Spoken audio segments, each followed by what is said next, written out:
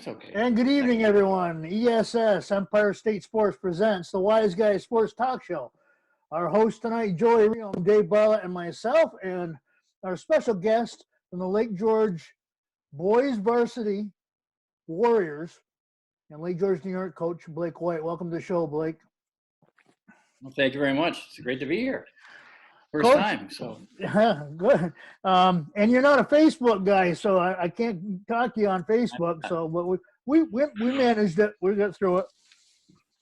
We did.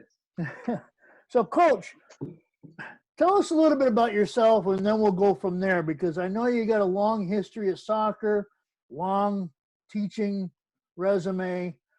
Of course, tonight it's all about basketball, but I'll let you start. All right. Well, when I graduated in Cortland in '79, I had a few jobs at fitness centers. I taught at Glens Falls for 2 years, from '80 to '82, in the different elementary schools.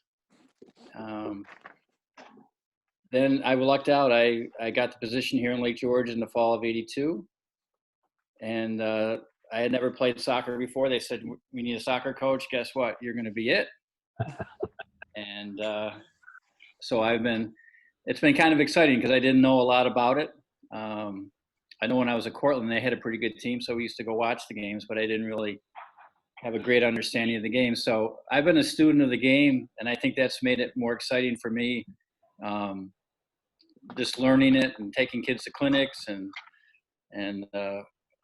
at this point, we've built up a pretty good culture with our soccer program. We've been pretty successful the last 15, 20 years. After it took a while to get kids to want to play soccer, because football was the big sport in Lake George for a long time. And I've been teaching elementary physical education since '82 as well. And that's the best part of my job, is working with kids K through 6. And I'm still doing that today, as a matter of fact, because we've been doing that online. Unfortunately, the coaching is on a standstill, but we're still teaching kids. We're still doing live presentations. So that's my favorite part, but coaching is a pretty close second. As far as basketball goes, when I first started, I did JV basketball for a couple of years, Lake George, because Jack Kimball was the coach back then, and he had been doing it for a while. And then my wife and I started having some kids, and basketball season was pretty long. So it was tough to do soccer and basketball. And with basketball being such a long season, I decided to stick with soccer. And then about 7 or 8 years ago, I did Dave Jones, the coach back then for varsity basketball, asked me to do modified. And it was funny because when I first started coaching at Lake George JV basketball, he would have been on my team. Dave would have been, but they brought him up as a sophomore, so I didn't get a chance to coach him in basketball. But he wanted me to coach the modified, so I did that for 6 years, and then helped the varsity during the sectionals and fortunately the state tournament. And then when he retired a couple of years ago, he said he recommended me. He wanted me to take over if I was interested. And so I've been doing it for the last 2 years, loving it. Fortunately, he left me a pretty good group last year. And this year, with the whole new group, we were able to kind of get things together near the end. And, we had a pretty good run going there. It's too bad we weren't able to finish it off, but so that's pretty much the story to this point. Okay. So we see a pattern here with quite a few of our people that we're interviewing being from Cortland, that have gone to school Yes. at Cortland, which amazes me, because I'm not kidding you.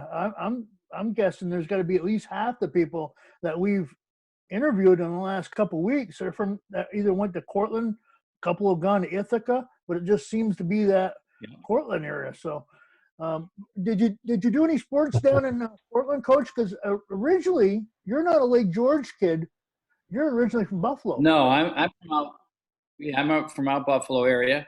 Mhm. I went to Sweet Home High School, which was a big school back then.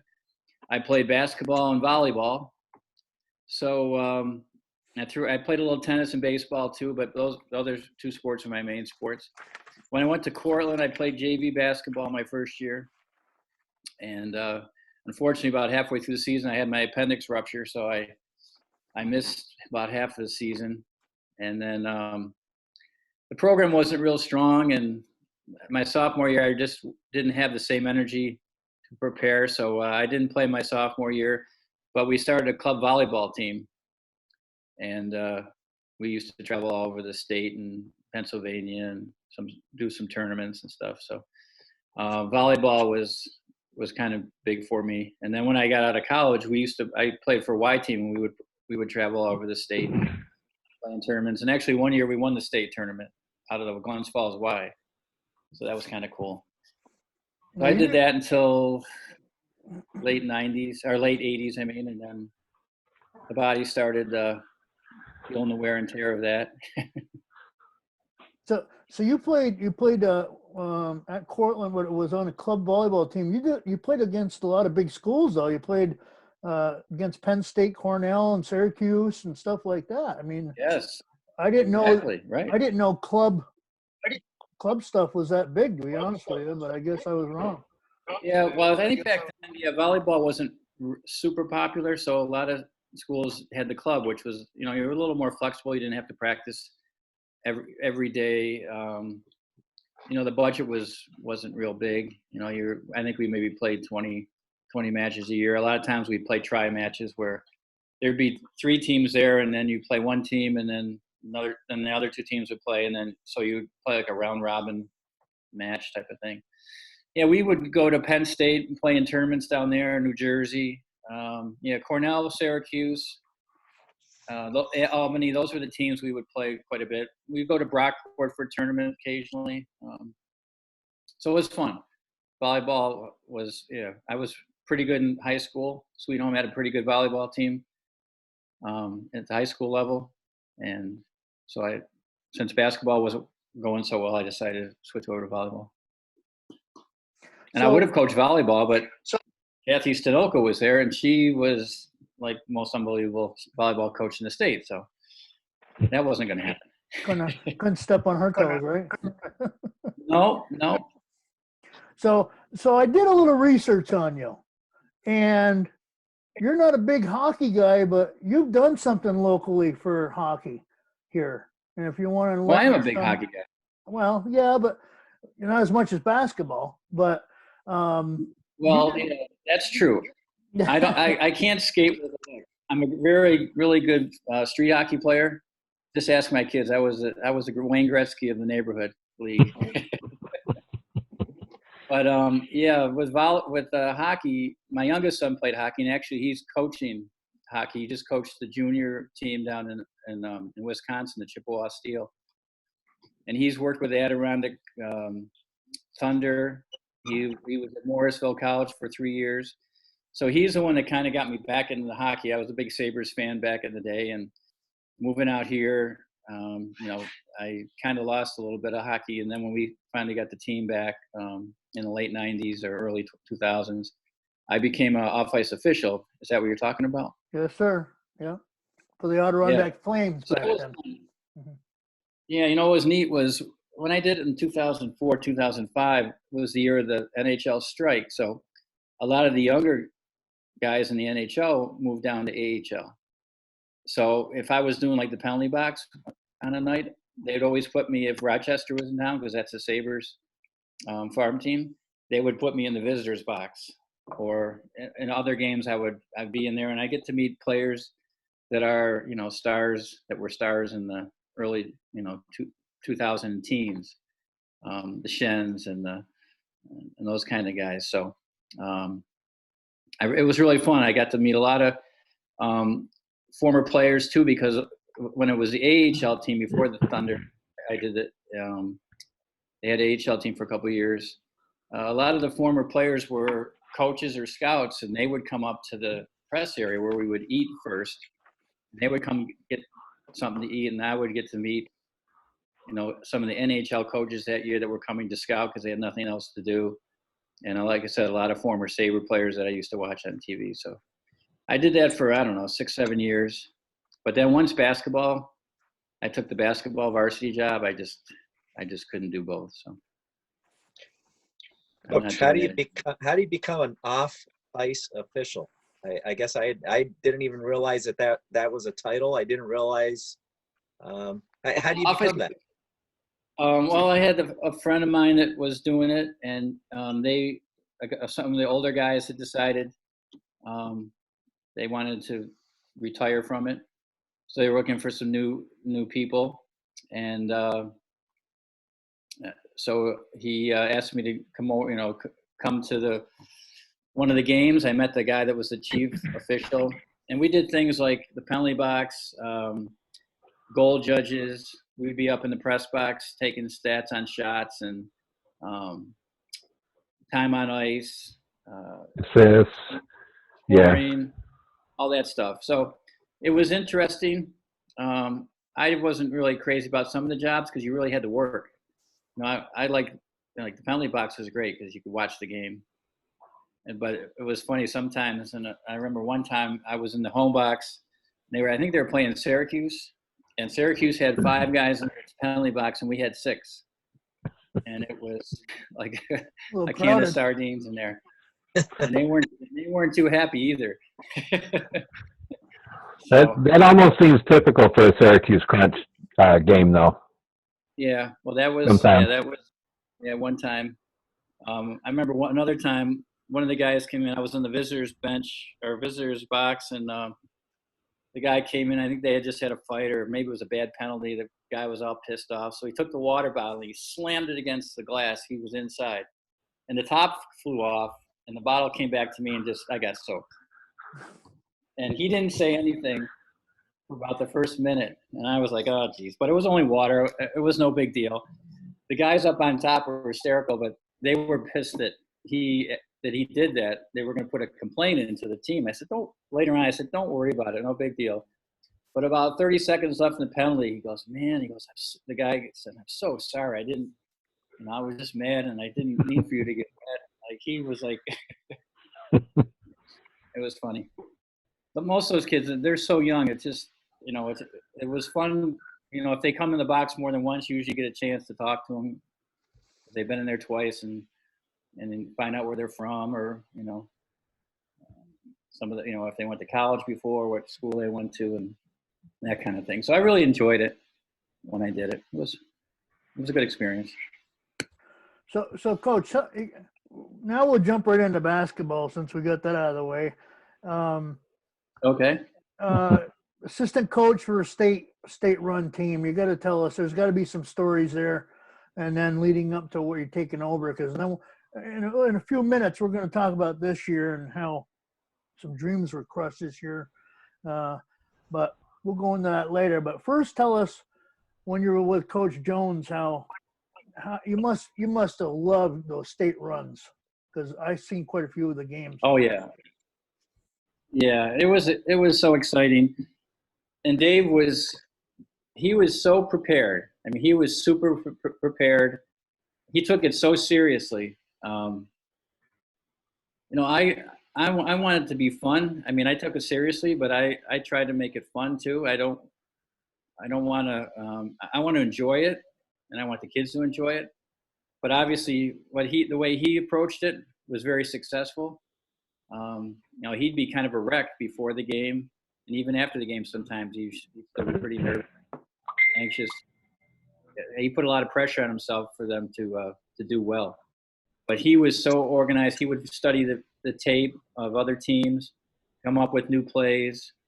And the other thing, too, was he was so good at making adjustments, not only at halftime, but during the game. We needed a timeout. He was pretty calm. The kids would come over, and he would tell them one thing, like, okay, on the next play, we're going to run this. Or on defense, let's make sure we're staying compact. I mean, it wasn't a big lecture.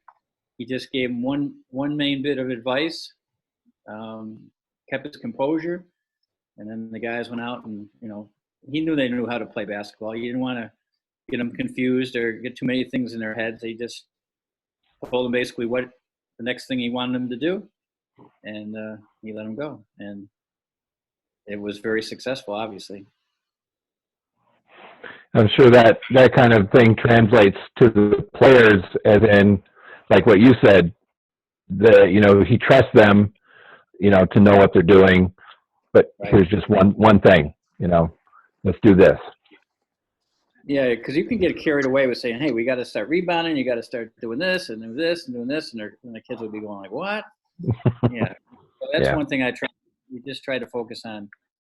Anytime, even after he got done, I tried to follow that and just focus on pretty much one thing to improve, and then just go out and play.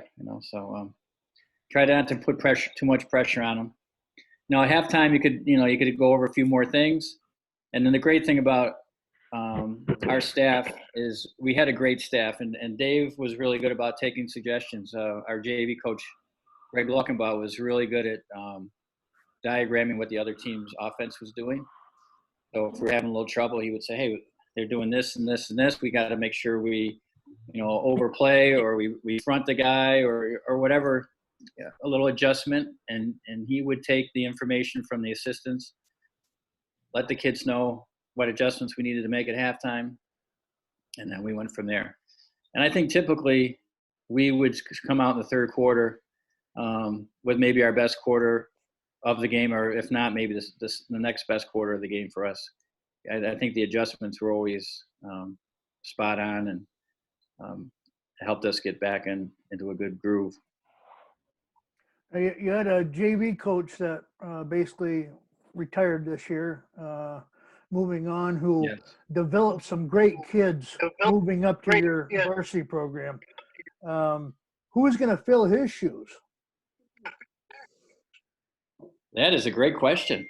That hasn't been decided since everything kind of ended in the middle of, our regional run. So Greg is definitely not coming back. We have a modified coach that is interested in maybe stepping up. My assistant, who was a young kid this year, he said he'd be interested if he's going to be around. I'm not sure what he's going to be doing. He was in the area only because he tore his ACL. He was working at a boys club in Boston. So he came back to the area to get the surgery. In his rehab, he played soccer for me, and he also played basketball at George. So he assisted me in soccer and basketball and did a great job. He was really a sharp kid. I would love to have somebody like him get involved, maybe do JV for a year or two, then I can hand that off to him, because I'm not sure how much longer I'm going to be doing it. I've been doing it, I've been teaching for a long time, and I'd like to see some younger blood get in there, somebody that would be with the program for a while and take it over. So I'm not sure. He had an who's gonna excellent take Greg's spot, but Greg. He had an excellent program going. I know that. Yeah, well, I think we were pretty good when I was doing modified, and Greg was doing JV, and I think we really prepared the kids well, for sure. Yeah, we're going to definitely miss Greg. He was a big asset to the program as a coach and as an assistant. Yeah, that's going to be a hard position to fill for sure. So backing up a little bit, I got to get in your head a little bit about this decision. With Coach Jones winning literally 3 state championships in 6-year era around there, then all of a sudden, Right. Here you go. Here's the reins, Coach. It's all yours. What was going through your mind when you get turned over? You had some great teams that were turned over to you too. Yeah. I think if I was younger and I was just starting out, I think I would have been a little overwhelmed with the fact that they've been so successful and maybe the pressure was on. I just tried to take the approach that I couldn't wait to get back and actually coaching the varsity. I was excited about it. I wanted to make it fun for myself and for the kids. And I felt if I just did what I, coached the way I like to coach. I thought that the kids would be able to play relaxed. I knew we had a lot of talent the year before. I just didn't want to get in the way. I guess I did a pretty good job of that up until the end, because we were pretty successful. This year was a little more challenging, which was good. I really enjoyed developing our team and trying to mold our team into a team. We had some bumps here and there. We played great at times, and other times we lost our way a little bit. But I think through that process, we learned, and by the end of the season, we played Luzerne. I don't remember if you were at that game or not. It was our senior game. You were at that game? Yep, I was. Yes, I was. Yep. Yeah. Luzerne had beaten us soundly over there, like by 14, and we just clobbered them at home. I think we won by 25 or something.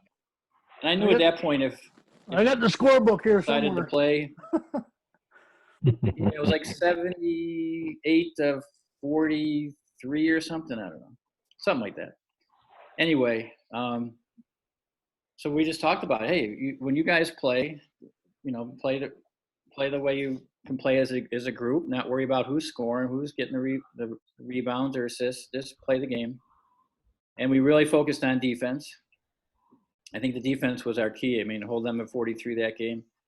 And then throughout the sectionals, we did a pretty good job of keeping teams scoring down. I think that we finally understood that. And defense, as Joe probably knows, defense is such a key part of the game. I'm sure I missed nothing important. Yeah, no, nothing at all. You missed nothing. Pop We sat back on. Out while I was gone. No, we sat here waiting for you, Joe. We didn't. Yeah.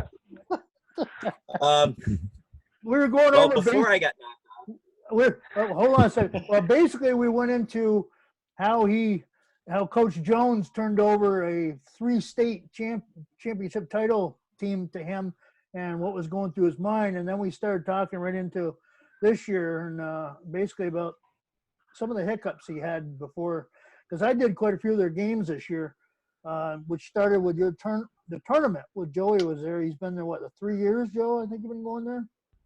Yeah, that's the third year first. Yep. Yeah. And hiccups, you mentioned hiccups. There was quite a few during the course of the season, but you guys finished real well. I was actually astonished at the end. It's like they got a chance again.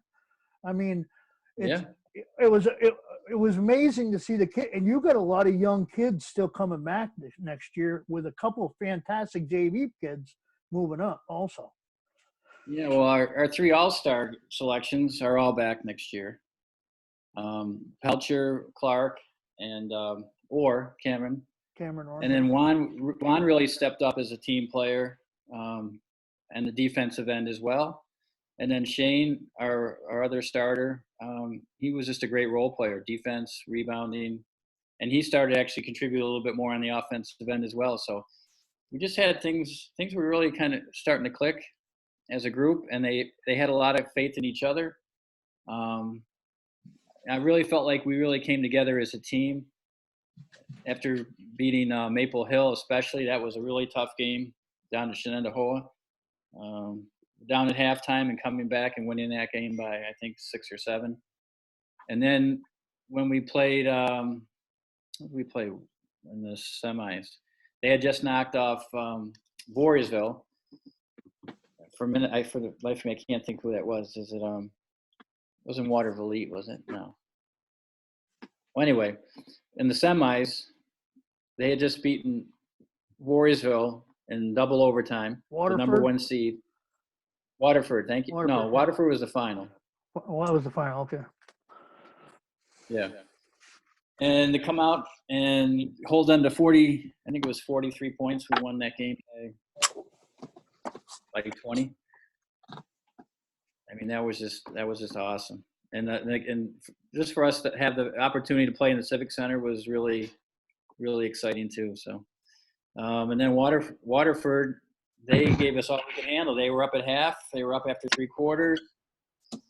And we just made some plays down the end. And we were able to pull it out. Yeah, you only limited Waterford to 17 points in the second half, which had to be astounding to you. Well, they only made one basket in the last quarter. They had one 3-pointer, and I think they had three free throws. So the defense, again, as I mentioned, that was the key. We really stressed that part. Make it as difficult. I think at the beginning of the year, we were a little lax, and we weren't really putting as much effort into the defensive end. It was more like reaching in, trying to, being sloppy, trying to block shots. This is kind of lazy defense, and we were getting into foul trouble, and it just, I thought our defense helped our transition in offense the second half of the season too, because we were making the other team take tough shots, and then we get the rebound. Our rebounding was pretty good this year, and then that would start our offense off. Early in the year, we were trying to, shoot the first three we saw, come back on defense, sort of play defense, not really helping each other out, not moving our feet, trying to steal the ball instead of just staying in front of the guy, those kinds of things. But gradually, it started to sink in, and like I said, by the latter part of the season, they kind of figured out that what they needed to do on the defensive end, and that's when we started having some success. And then now in consistent success. Yeah, and mid-season you had a couple difficulties with number one injuries and some medical issues with some kids, unfortunately, and made it tough to play. But you were able to see some kids step up that you usually don't see step up, which I was really impressed with. Yeah, that was exciting because Julius Moffitt, who was a sophomore, he came in and, at the beginning of the year, his issue, he kept saying, how come I'm not playing more? I said, because you're not playing defense. He was one that was a kid that just all he thought about was offense. It was against, I think, North Warren. We were up there. It was a great atmosphere. Their JV had just beaten our JV in like double overtime, so their crowd was really fired up. Place was packed, and he came in because we had some guys in foul trouble. I think he scored 19 or 21 points that game. Just made some really good plays, and we put him on the Gerard kid, who was their best player in the second half, and he did a fantastic job. Gerard scored a couple baskets, but he made him work so hard. I think by the end of the game, he was pretty tired. He wasn't making shots at the end, and we ended up winning that game by, I think, 7 or 9 or something like that. So he was one guy. Torrin Davies, he gave us some good minutes at times when Luke was in foul trouble. And Hunter Rounds, a senior, not a player that's going to give you a lot of points, but he gives you a great hustle plays, key rebounds, plays tough on D. So it gave those guys some opportunities. We were missing, I think, Pelcher and Orr against Corinth, who we clobbered the first time. And we played them at their senior game, and they were like 8 of 11 from threes in the first half. We were down by like 12. And I was like, holy mackerel, they were on fire. And we ended up winning that game by 1. But those other guys stepped up. And, again, the second half, our defense was much better. And we made some plays down the stretch, made some foul shots. I think Juan hit a couple foul shots at the end to clinch it for us. So, yeah, those are the opportunities you like to see those other kids step up, and they did. Yeah, Garcia was a good little point guard. He was able to get things going when he had to. And he started as a point guard, but we ended up with Cole as the point guard. Okay. Cole Clark. Yep. Cole was more composed and under control, and Juan was very good in the wing. He wanted to shoot. He was a good passer, but sometimes he'd get a little carried away. Cole was a little more steady, and so we liked him there. But we didn't mind if Juan brought the ball up the court occasionally. That wasn't a problem. Yeah, but I think our best lineup was. I think one of the most aggressive players on your team, tell me if I'm wrong, is Shane Clark. That kid's a go-getter. Unfortunately, he's a hacker too. That's the only problem. Yeah, well, it's pretty funny. I know every time he got a foul, he looked like, what, me? He's going to play football at St. Lawrence next year. So he's a tough kid. He and his brother are just great kids. So, I mean, really nice young men. When I coached modified, Shane was my point guard. But then he bulked up a little bit. And we had a lot of guards on our team. So I needed him more inside. And, he was big and strong enough to be able to get inside and get some rebounds for us. And he would score occasionally. So a really good team player. He just, whatever we needed to do, whatever we needed from him, that's what he did. We love guys like that. Joe, you want to talk about your Well, it would have been tournament interesting. Yeah. So what? tournament runs down It there would have with been you? interesting. It would have been interesting, Coach, had you gotten the opportunity to obviously finish your season, to play Mattard Waddington. I was there the night that they beat Mariah, which was Yeah, I saw the game on TV too. Yeah. Everything that could have went wrong for Mariah that night went wrong. And I'm not trying to take anything away from Mattard Waddington, but everything was set up that night for that upset to happen. You could just feel it. There was no life in that gym. It was a absolutely terrible weather night. Mariah. A lot of people don't realize it because Mariah is Section 7. Everybody thinks Section 7's right next door to Section 10. Mariah to Potsdam is almost a 3-hour drive by bus, depending on the route that they want to take. So not only long bus ride, terrible weather, so only their true blue fans were there, probably just their parents and the people really tight. They probably were some of them, I'm sure, were taking it for granted. They had 2 major injuries. And then on top of that, my girls' game that was in front of it, they had almost a half-hour delay because the clock quit working at Maxey Hall. So Mariah has to sit around even longer. Mattard Waddington they weren't even there yet because obviously it's in our backyard. They didn't need to be in a hurry to get there. So everything that could have went wrong for Mariah that night went wrong. And then Brennan Harmer and Mattard just played lights out basketball and took it to them. I mean, there's nothing you can say about it. They played well.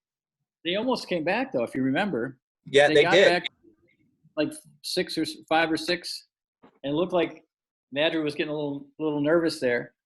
Yeah. Then I think they hit the foul shots and ended up winning by 8 or 10, but they made it a little interesting at the end. They did. And again, it would have been an interesting matchup, and it would have been gut-wrenching for me because I had Mattard Waddington on the ropes. And you talk about not scoring in the fourth quarter. That was us. And I never complain about officiating, but it was one really questionable call turned the whole momentum of our game. And a lot of people saw that, and it's just one of those things that happens. At least it was early in the fourth quarter. It wasn't late in the fourth quarter where it was devastating, but looking back, it really changed the momentum. It was an and one, got it called as a charge, and we could have gone up 10 at that point. Instead, they come down the floor, get a 3, and now it's a 4-point ball game.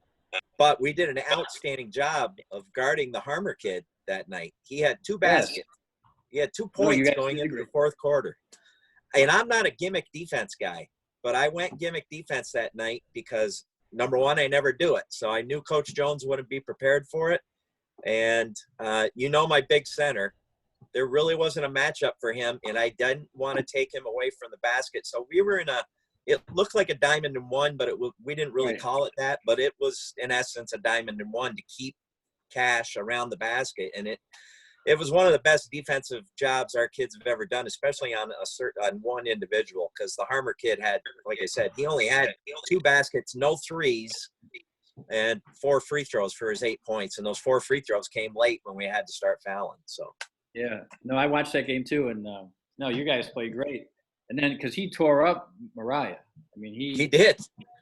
Yeah. And I talked to Coach Cross before the game, and he asked me what I did because he had watched the game, but he said, "What was that?" He said, "Was it a box of one?" And I said, "Kind of, in a sense, it was a box of one." But and I kind of said, "Why? Are you thinking of doing the same thing?" He goes, "No, we're straight man to man." I said, "Well, so was I." But I bit the bullet and went against my,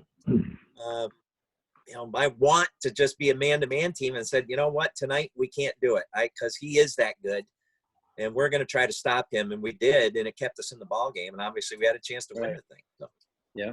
But they never got control of him. He got off right from the get-go, and Brennan was very dominant in that game. Brennan Harwood. Yeah, he was very good. Yeah, you could tell. Good player. I remember him from the year before. Yeah. Yeah, that's right. Because you two had matched up the year before. So, yep.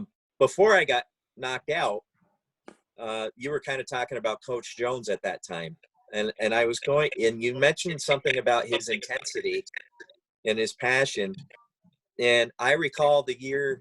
It would have been his last year. You guys beat us up in SUNY Canton. Right. And you go down to the Final Four, and he almost pass out in one of the in the semifinal game? Yeah, the sectional games. No, or maybe it was a sectional game. Maybe I was scouting you guys, and it was a sectional game because I had already won, and we were waiting on you. It might have been that, but he needed medical assistance, I think, during one of the games. Yeah, he was squatting, and he kind of popped up. He said he hadn't eaten anything, so he was kind of lightheaded, and I almost like caught him because he was like right in front of me when it happened. So the trainer looked at him, but he didn't want to deal with that. He wanted to get back with the game. So I mean he was very intense, and as far as his focus, and he put a lot of pressure on himself for the team to be successful. And he did. Yeah, he did that, and obviously I have a lot of respect for him because we matched up twice. We played him when Joel Winkowski was a sophomore. We got them down at Saratoga High School. I remember that game. Yeah, and we were up at the half at that game, and you talked about his ability for halftime adjustments. You guys came out on a 17-0 run to start the second half against us, and I remembered that happening, and just thought that was apropos because you had mentioned his ability to do those things. So yes. So we have a lot. I have a lot of respect for you guys and how you do things, and that's why I totally appreciate the fact that you guys keep inviting us back down there for your tournament. Our kids love it, and it gives us an opportunity to play you guys to play Section 2 teams, which St. Louis Central really never done before. So it's awesome to be able to go down there, and that Pete and Dave and those guys there broadcast, and it's turned into. My kids enjoy that, and my families look forward to that trip now. So your AD Kyle messaged me just this past week and gave us our invite to come back. So it looks like you and I are matched up first game of the season. So yeah, since we missed each other last year. Yeah, we did. So yeah, and obviously we had a great battle 2 years ago. It was right down to the wire. Yeah, we had a shot at the buzzer to win it. So yeah, that was a great game. Yeah, that's the game where you held Becker to 0 points. Yeah. I mean, he was a 1,000-point scorer, and section player of the year and all that stuff. And you guys really, really discouraged him. He got kind of pushed around by your guy, and we missed a few shots early and just couldn't get in any kind of groove. But that was the thing about that. We had other guys that stepped up. And, and we had made the decision.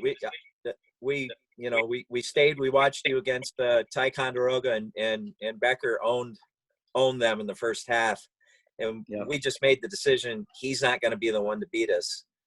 And sure enough, and really, Patrick Flatley didn't really hurt us either. If I remember right, we held him to 9. It was all the rest of your pieces. Yeah, all the rest of your pieces just shot the lights out that day. But that's what we were living by. We were going to make everybody else beat us that night. And the job that Cash did and our guards did, because every time Becker caught the ball, we doubled them. And we were getting it out of his hands if we could. So no, it was a good strategy. It worked great. And it was funny, Coach, because when we showed up this year for your tournament, and we didn't match up, obviously, but I think it was as we're waiting to play our game on the Friday night, JV game was going on, and I was within earshot of somebody talking about, well, the St. Lawrence Central, they had this kid last year that shut down the Becker kid. He was a big boy, and he, and he's luckily he's not back. And I heard him, and I said, no, he's back.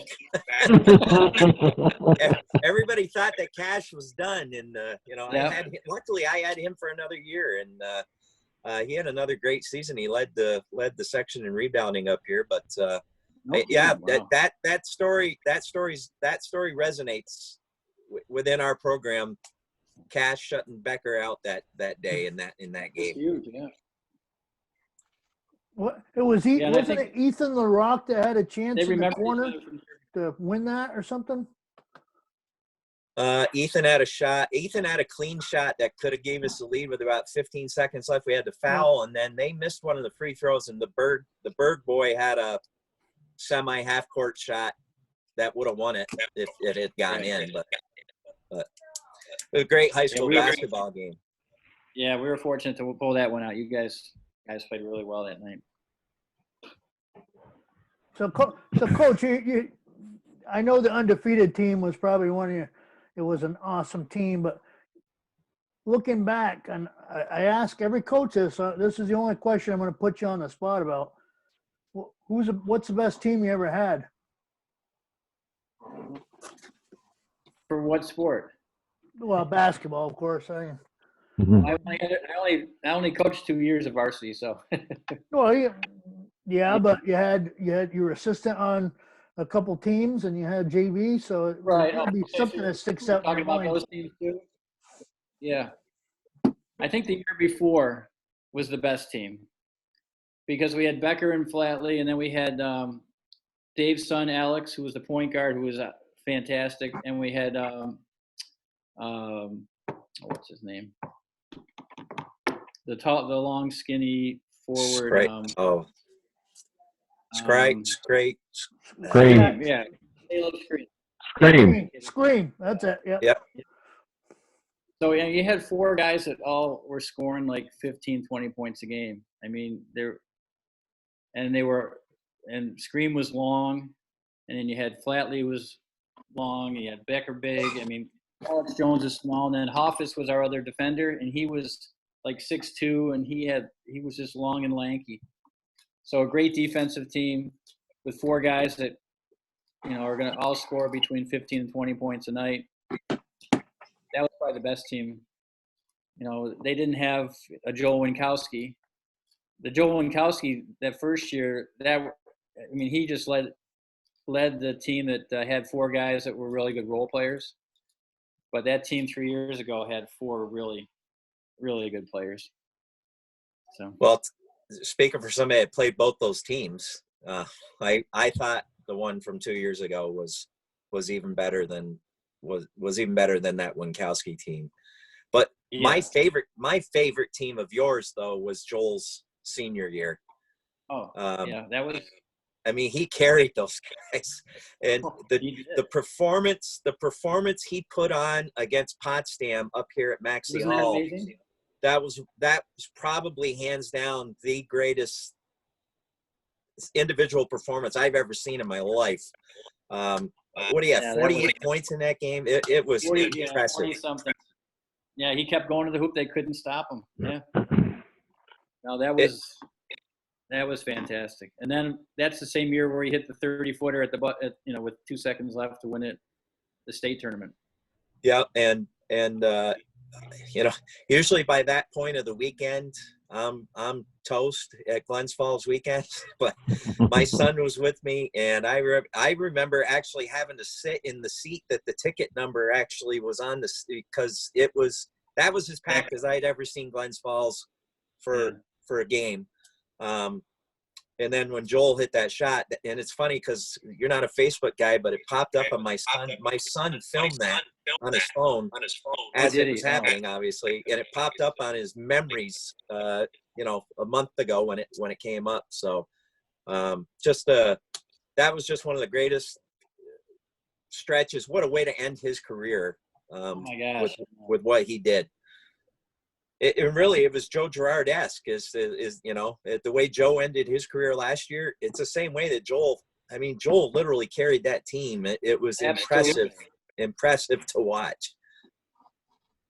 Yep. And the great thing was all those other guys knew their role. Nobody was jealous. Everybody understood, hey, when it came to crunch time, Joel's going to get the ball. But other guys, and the thing that used to sometimes drive Dave crazy was he would encourage Joel to shoot more. Because Joel wanted to get the ball. He wanted to pass the ball. And, he'd pass the ball to somebody and they'd miss a layup or they'd miss Joel, shoot the ball. All right?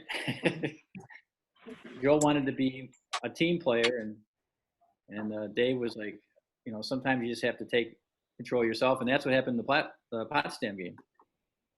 And then he just kept going to the hoop, and they just couldn't stop him.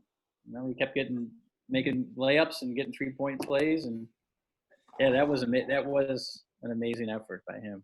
Yeah, and the team. Hopefully he has that film. You guys have that film somewhere, because that was probably that. I mean, I just remember sitting in the crowd watching that and not believing what I was watching. I'm like, this is amazing. He can't keep getting to the hole and making these shots, and he did. It's amazing. Potsdam had a big team that year. They were all pretty good size and good. It is.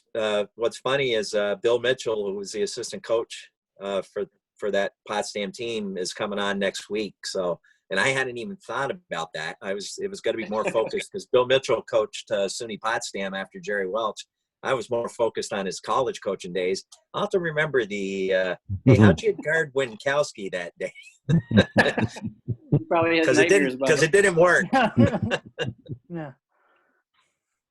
Oh, yeah. I can't remember if they tried to play zone or what they were doing, but whatever they were doing, it wasn't working. I remember at one point they went 1-3-1, and I can tell you from somebody that plays against Coach Mitchell, and he's strictly pretty much a man-to-man guy. And when they went 1-3-1, I'm like, well, they've run out of options. They're trying something different. And I remember it was 1-3-1, and they tried to trap Joel as soon as he crossed half court, and he would beat every double team and then get to the hole. It was just an amazing show that he put on. Yeah, it was. He was a special player, and you know what? He was even a better kid than he was a basketball player. What a great kid. And I heard that. Coach Jones always said that. Yeah. Very humble and quiet and, just a real nice kid with good academics.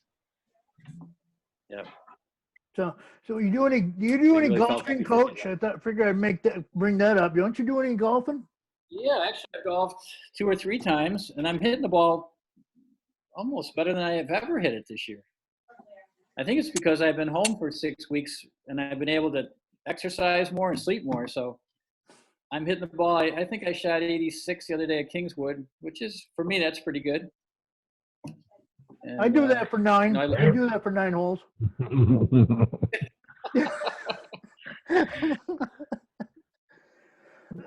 Dave actually. I like to golf. Yeah, Dave works up at Inlet Golf Course, and is it still snowing up there, Dave? Or? No, I actually mowed greens today. Oh, no kidding! Wow. Yeah, we were scheduled to open a week from Friday because we had snow on the ground last week. With all the restrictions, all the. Yeah. Yeah, my buddies weren't too excited about having to walk. I like to walk myself when I play. But most of the guys like to ride the carts. But it was fun. I've been out, like I said, 3 times, and I'll probably get out again this Saturday. It's supposed to be beautiful down here this weekend.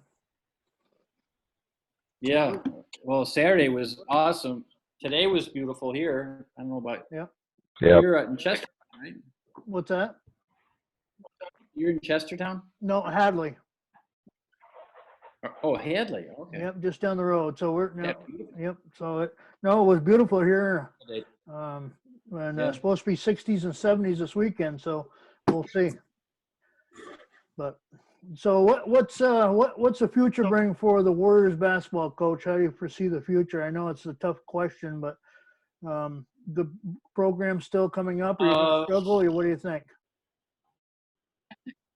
I think next year we're going to be pretty solid again. We got the main guys back. Like you said, a couple of nice JV players coming up. We'll see what happens with the JV coaching situation. That's going to be a key element. Who fills in for that spot? Our numbers at the lower levels are kind of low right now. Got a lot of kids that aren't really doing a lot of stuff in like 5th and 6th grade. They're doing one sport, like they're playing baseball all year or soccer all year or whatever. And that's a little discouraging. I know I coach soccer. I try to encourage my guys to play a variety of sports. I don't like the one sport guys. I think that you see more overuse injuries that way, and I like to see them get different experiences and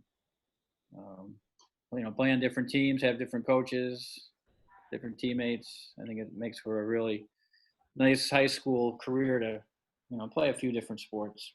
I totally agree with that. Yeah, and it keeps them conditioned too, all year. Yeah, condition, and it's like cross training. It's not the same movements 12 months out of the year. Soccer and then basketball, or football and basketball, and then a lot of the guys in soccer, they've been playing tennis on the tennis team. Our tennis team is very good, or running track if they don't play baseball. So a lot of the guys are finally playing other sports from the soccer team aspect. And then basketball, a lot of the guys want to do AAU, but I'm saying, I tell them that's fine. That's a weekend thing, but you should be trying to do, a high school sport, because you can't get those back. The relationships you make with your peers and your classmates and stuff. So I think we've gotten more kids to be involved, even if they're doing AAU or spring soccer or whatever. They're still doing their high school stuff. So. Well, Coach, I, for one, appreciate you coming on tonight. It's been an honor doing a couple of your games. Yeah, you guys have treated us like gold when we go down there. Even when they have the tournament, I know, Joey, we have a few beverages after the game. We talk about the hospitality you guys have down there, and we really appreciate it. You guys do a great job down there. We hope to do more of your games. Well, Kyle is such a great Kyle Manning, our AD. He's a sharp guy, and he likes to do things first class. So a lot of credit goes to him. Well, for sure. Maybe during the tournament next year, we'll get you the headphones on you. We'll see. Mm-hmm. That'd be good. Yeah. We can do that. Yeah. All right, Coach, we're going to call it a night. I'm sorry, go ahead. No, I was going to say, I don't want to use the headphones during our game when we're playing St. Lawrence. Oh, no. But No. Well, you won't want to put the headphones on me either, because I got a feeling you're going to hear some stuff coming out of my mouth next year that you normally wouldn't hear. I'm starting all over, so I'm already giving you a scouting report. I've got 2 kids back, and they didn't play a ton, so we're starting over next year. So, but we're still looking forward to it, and can't wait for the opportunity. Yeah, well, we'll look forward. Hopefully, things will be close, if not normal, by the time basketball season rolls around. Keep our fingers crossed. Mm. Let's hope. Yeah. Yeah. Well, thanks a lot, Coach, for coming We on. look forward to that too. Thanks a lot for coming on tonight. Pete, We thanks really for having me. appreciate it. Not a It was problem. fun. Not a problem.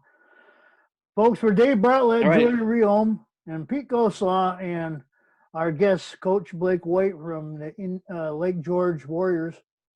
This is Pete Goslaw signing off tonight on ESS, Empire State Sports, and the Wise Guy Sports Talk Show. Good night, everybody, and stay safe.